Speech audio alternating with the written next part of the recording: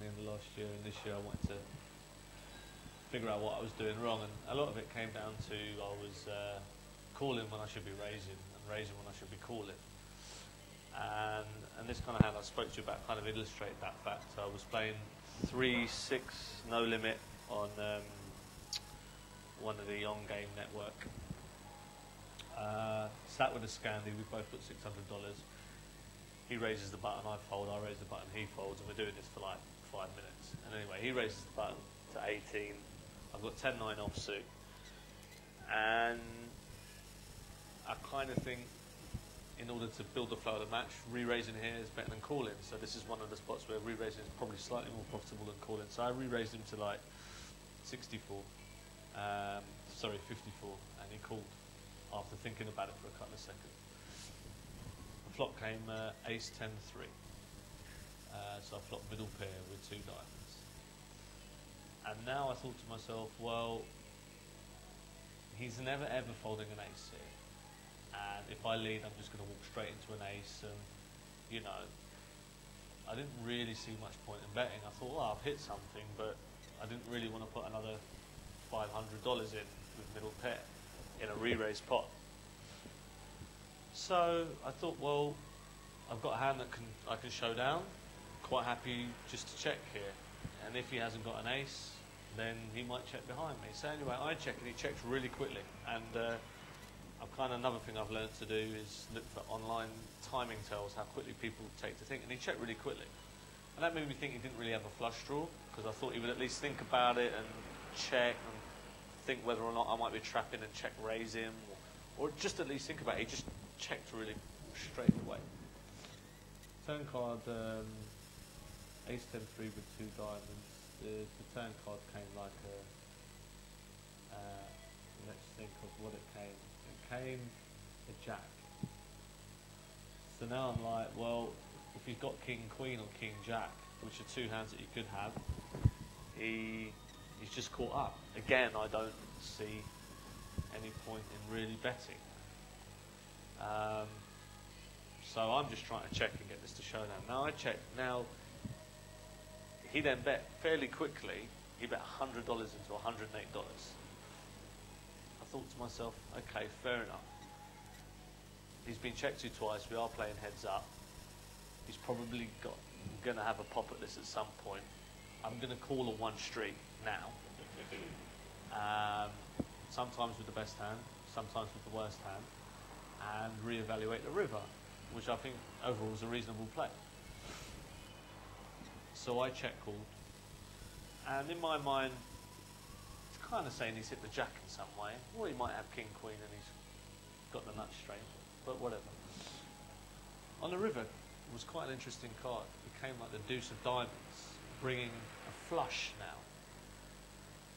So I'm clearly like, I'm still checking, trying to get the showdown as cheaply as possible. And then he insta-pushed all in.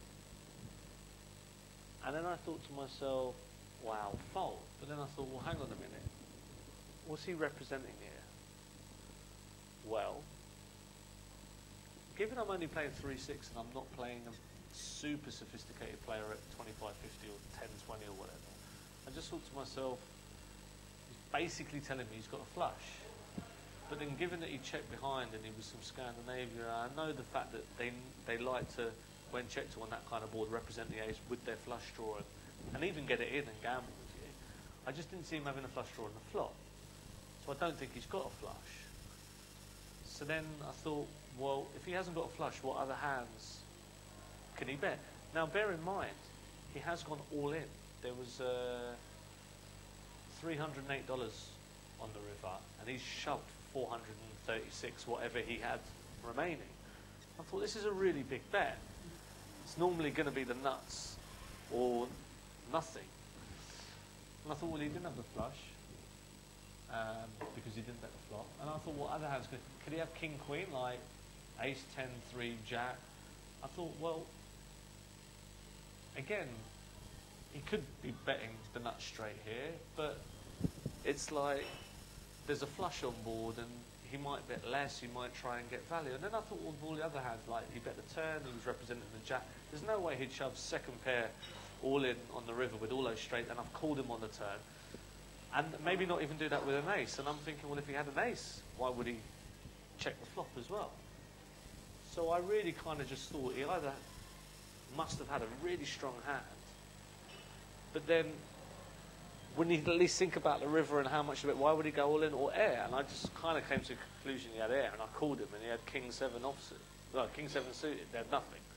He just had a go on the turn, and then the board was really super dangerous. All the scare cards had got there. There were straights and flushes out there. He just thought he'd try and represent everything, and I called him with third pair, and I was good.